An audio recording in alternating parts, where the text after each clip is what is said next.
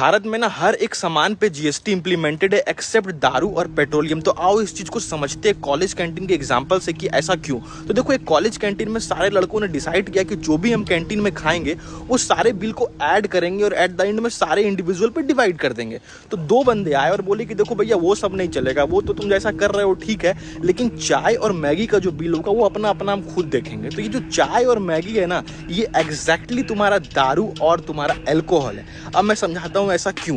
देखो, जब भारत में जीएसटी आया ना, तो एक डुअल कोर टैक्स सिस्टम था। इसका मतलब ये हुआ कि भैया कुछ पैसा सेंटर को जाएगा और कुछ पैसा तुम्हारा स्टेट को जाएगा अकॉर्डिंग टू सम प्रोपोर्शन जो गवर्नमेंट डिसाइड करेगी एज पर सीजीएसटी, एसजीएसटी और आईजीएसटी।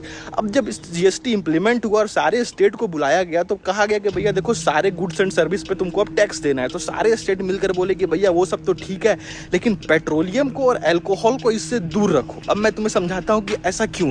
क्योंकि सारे स्टेट का जो major source of tax revenue collection है वो इन्हीं प्रोडक्ट से आता है।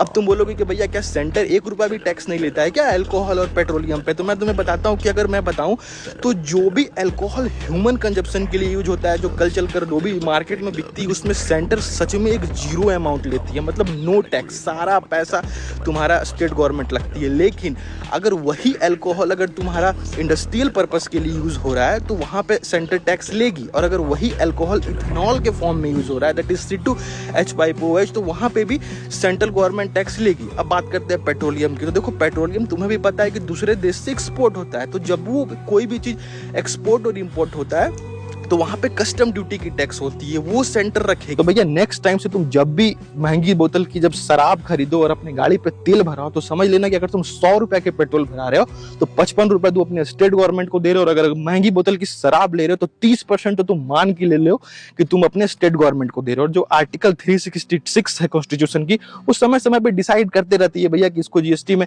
ऐड करना है या फिर नहीं करना है।